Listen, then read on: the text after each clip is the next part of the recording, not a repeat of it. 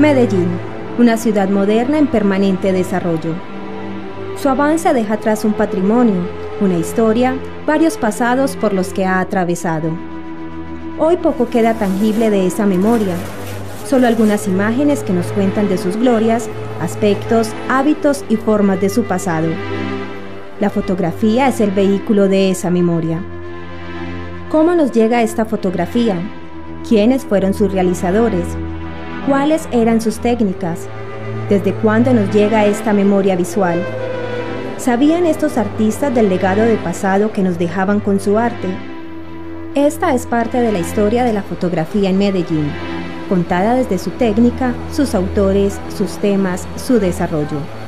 Esta recopilación será contada en 4 capítulos, contando en este primero desde su aparición hasta el 1900. Esta historia es el fragmento que conocemos, parte del patrimonio que aún tenemos.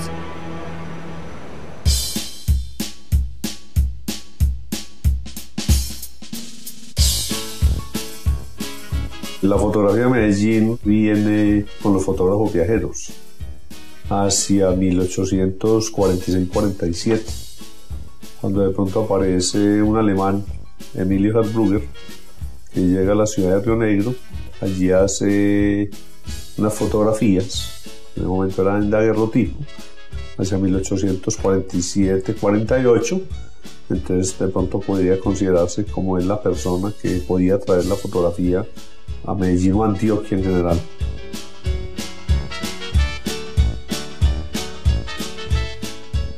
Hacia 1841 aparece en Bogotá la fotografía a través del barón de Gros, que era un embajador francés, y posteriormente Luis García Hevia, el pintor bogotano, aprende todo el proceso de la fotografía y del daguerrotipo en Bogotá, con John Bennett Astor, que era un extranjero, aprendió daguerrotipo.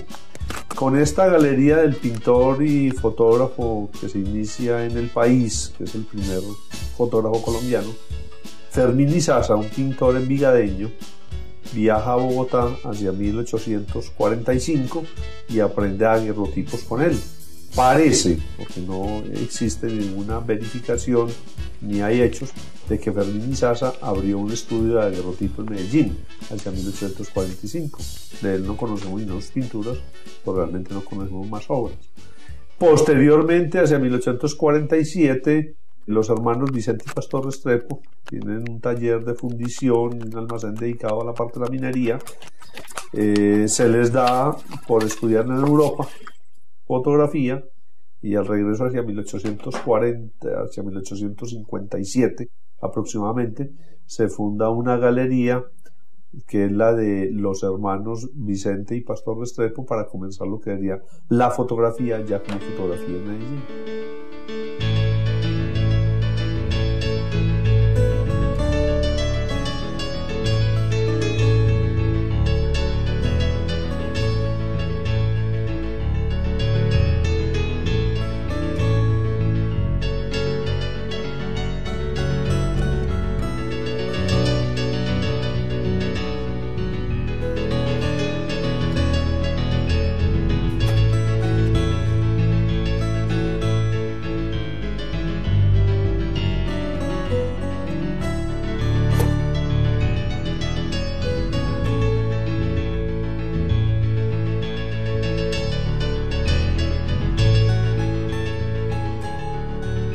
La primera técnica que llega, más que técnica, es un proceso que trae el fotógrafo, y es el proceso del daguerrotipo. Unas fotografías de tamaño aproximadamente de 6 por 9 centímetros que se tomaban directamente dentro de la cámara en placas de cobre y que estaban sensibilizadas pues, con yoduro de plata sobre una base, y donde se hacía una imagen positiva y una imagen única. Ese fue el primer proceso que llegó a Medellín, el daguerrotipo. Inclusive en la biblioteca tenemos varios daguerrotipos, y tenemos el primer daguerrotipo de lo que se conserva en Antioquia.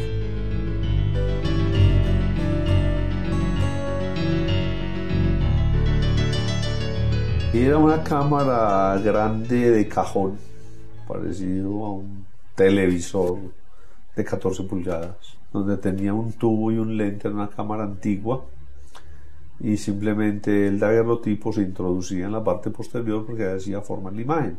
O sea, el manejo es igual a lo de ahora, simplemente podía parecerse a las cámaras de ahora de estudio. Lo que pasa es que eran cámaras más rústicas, realmente hechas en madera, con fuelles desplazables o desplazables a través de cajones para darle la parte de foco, pero era básicamente el concepto de formación de la imagen es el mismo. La cámara era demasiado elemental.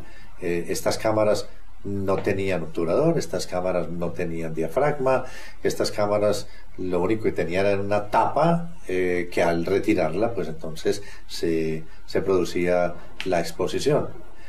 Todo dependía del nivel de sensibilidad de las placas, pero placas con exposiciones de hasta 6 minutos era una cosa muy frecuente. Tal como fue desarrollado el daguerrotipo, fue una técnica demasiado elaborada, sobre una placa de cobre brillada al extremo. Se aplicaba por la técnica de la galvanoplastia una capa de plata. Esa capa de plata era brillada obteniendo el máximo brillo que se considera en física se puede obtener, y es espejo. Entonces se procedía a realizar el proceso de sensibilización. Esto era necesario hacerlo en un ambiente de total oscuridad. Mediante la utilización de una pequeña camarita, de un pequeño cajón, entonces se sometía a los vapores de yodo esta placa de plata. La exposición de la placa de plata al yodo entonces la hacía fotosensible simplemente por una espontánea reacción de la plata con el yodo. Se producía cierta cantidad de yoduro de plata, uno de los materiales más altamente fotosensibles que existen.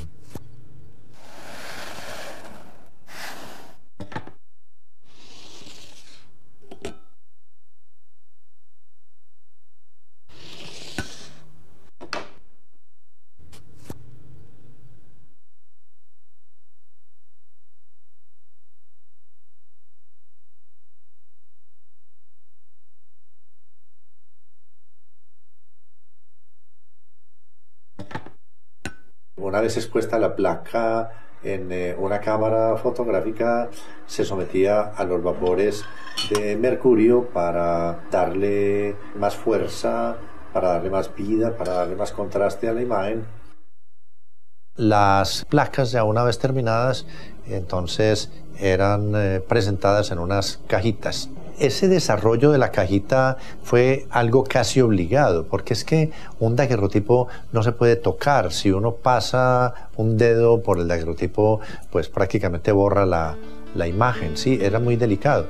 Entonces se ponía un marco que era como un pequeño passepartout de una laminilla dorada, y encima de ese marco, que era relativamente delgado, entonces se colocaba un vidrio. Es decir, el vidrio no quedaba pegado a la placa, y encima de esto entonces se ponía un nuevo marco dorado, y todo esto se colocaba dentro de una cajita de madera que estaba forrada en cuero repujado. Esas cajas reciben el nombre de cajas de tafilete. Los daguerrotipos adornaban en las salas de las casas las repisas en donde se colocaban objetos de mucho valor. La apariencia del daguerrotipo es una apariencia que podría ser considerada más como de una joya que de un objeto gráfico, ¿sí? El daguerrotipo es una verdadera joya. Con la aparición de la fotografía en 1939 desaparecen prácticamente los talleres de los miniaturistas, o sea, los pintores que hacían los retratos. Entonces todos los miniaturistas se dedicaron a aprender el daguerrotipo, se abrieron por el mundo, hacia Sudáfrica, hacia Asia, hacia América, hacia Estados Unidos, y proyectaron todos estos procesos nuevamente. Tan es así, por ejemplo, que el daguerrotipo en los Estados Unidos prosperó tanto que duró hasta 1890, tal vez fue el sitio donde más duró el daguerrotipo, cuando en 1851 en Europa desaparece el daguerrotipo.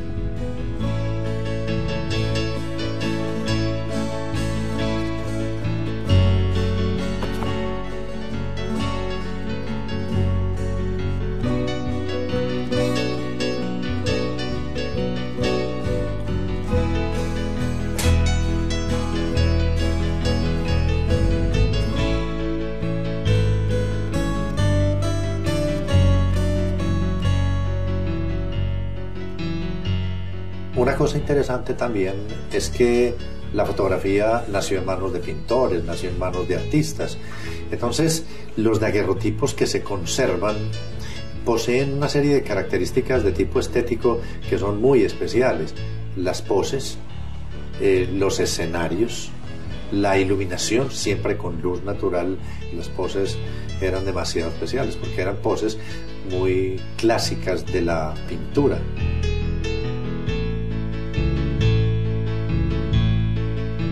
La técnica desarrollada en Inglaterra que sacó del mercado, que desplazó al daguerrotipo, se conoce con el nombre de ambrotipo. El ambrotipo es una imagen ya, digamos, más elaborada. A estas alturas, entonces, tenemos que hablar de la existencia de un soporte que es una placa de algún material. En el caso del ambrotipo es el vidrio, sobre la cual entonces se deposita una sustancia aglutinante. La sustancia aglutinante sirve para retener sobre ella la sustancia fotosensible, que en el caso del ambrotipo era el bromuro de plata. Los inventores siempre tuvieron en sus manos un problema que casi que no logran resolver y se resolvió por una pura casualidad. La imagen salía en negativo. Las áreas claras entonces registraban en tonos oscuros y las áreas oscuras registraban en tonos claros. Y esto era algo que no la hacía comercial. El daguerrotipo ofrecía inmediatamente una imagen en positivo, entonces era muy práctico. Pero una imagen en la cual las tonalidades se invertían, eso era una cosa que era considerada como impráctica, ¿sí? El hecho es que alguien colocó una de estas placas en negativo sobre una mesita que tenía una carpeta de color vino tinto y de pronto con sorpresa vio que la imagen se veía en positivo. Retiró la placa de la carpeta y en su transparencia la placa mostraba una imagen negativa. Entonces tomó pintura de color vino tinto y le aplicó por detrás a la placa de vidrio y la imagen se hizo positiva. Así de sencillo. Entonces le dieron una presentación exactamente igual a la del daguerrotipo, en una cajita de tafilete, etc. Para muchas personas es difícil distinguir una imagen de un ambrotipo con la de un daguerrotipo. Realmente el daguerrotipo es brillante, el daguerrotipo tiene una apariencia de joya, mientras que el ambrotipo tiene una apariencia mucho más de una fotografía convencional como la concebimos hoy.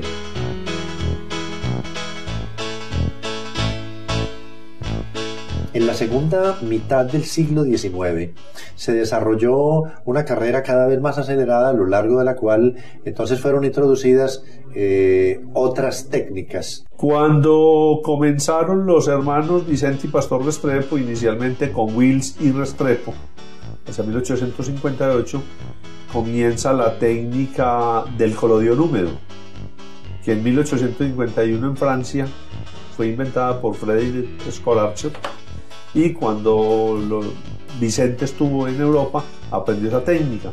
Consistía en que en negativos en vidrio se podían hacer ya perfectamente unos negativos de los cuales se iban a poder sacar copias, que era un negativo que había que hacerlo, revelarlo inmediatamente, porque si no se secaba, y de ahí se podían sacar las copias, y se sacaban por contacto con la luz del sol, porque todavía no había energía eléctrica en el mundo tan siquiera.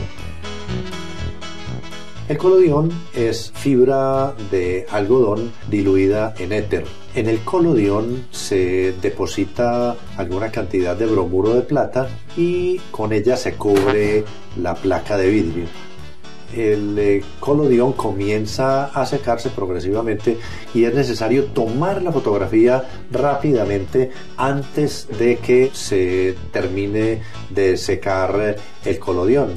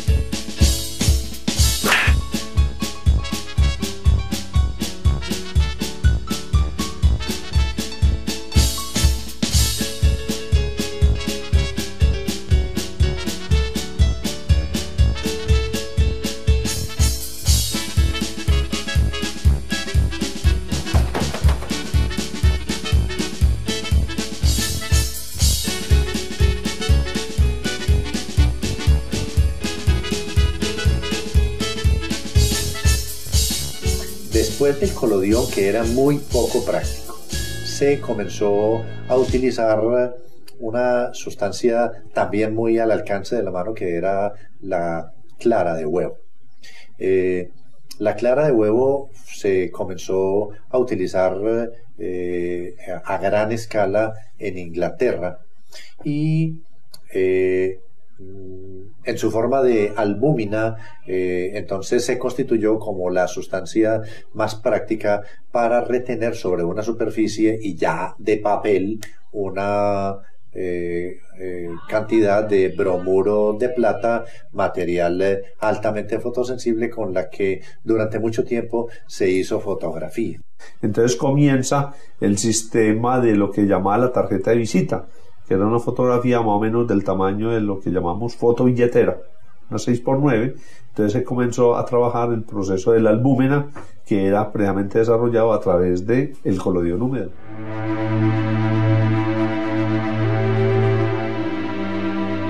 Llegó la placa seca, que fue sacada en el año 1880 a nivel de los Estados Unidos por Eastman Kodak Company y por la Lumière a nivel de Francia. Empezaron a comercializarse las placas secas en diferentes tamaños, que eran placas en vidrio.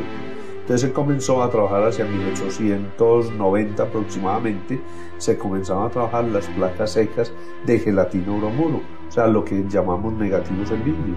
Después de la técnica de la albúmina, entonces se impuso la gelatina como material aglutinante. Los materiales fotográficos más modernos, más contemporáneos, usan gelatina. Los mismos fotógrafos se tenían que encargar de preparar ellos. De pronto en el momento, pues, Vicente y Pastor Restrepo, que trabajan la parte de minerales y la parte de química para la minería y aprendieron en Europa esta parte, ellos mismos preparaban sus placas para la toma fotográfica.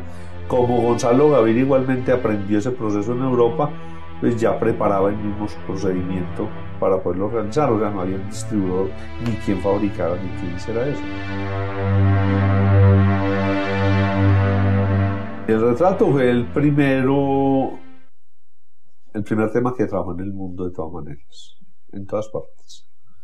Y en nuestro medio pasa igual, todo el mundo quería perpetuarse, los políticos, militares, los hacendados y la gente prestante que tenía la forma de hacerse fotografiar. Entonces fue a través del retrato en que progresó la parte de la fotografía. Inclusive los colombianos que se iban a Europa, prestantes tipo Tomás Quevedo, por su fotografía en el reverso mandaban una nota escrita por correo a un amigo y le mandaban muchas saludes, parecía una tarjeta postal.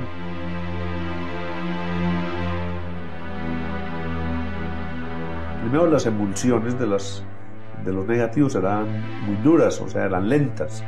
La luz era la luz del día o la luz que entraba por los techos de las ventanas. Entonces realmente la gente para fotografiarse tenía que posar. Muchas veces eran poses de medio minuto, de 20 segundos.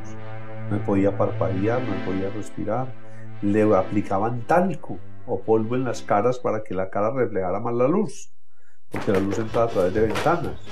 Entonces sí había dificultades, había que retocarlas, y como ellos eran pintores, retocaban por ejemplo los ojos y ven que el párpado quedó movido, o tenían que repetir la foto. Entonces frente a dificultades, inclusive diseñaron aparatos para colocar en el cuello del fotografiado para que no se moviera, y estuviera sentado en una silla casi que eléctrica para poderte quedar y tomar la foto, no se mueva.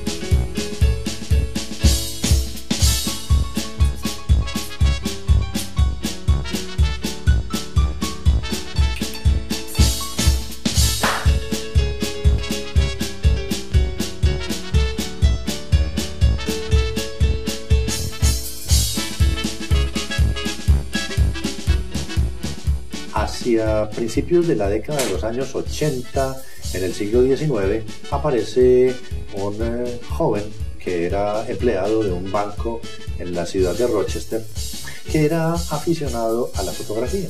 Él, utilizando gelatina y bromuro de plata, preparaba sus placas en la buhardilla de su casa para tomar fotografías. Él había construido su cámara fotográfica y era aficionado a la fotografía. Él tenía una muy buena destreza para realizar este procedimiento, a tal punto que sus amigos y sus familiares comenzaron a decirle que por qué no les vendía algunas placas de las que él producía. Entonces él comenzó a producir placas en exceso y a venderle a la gente que estaba a su alrededor.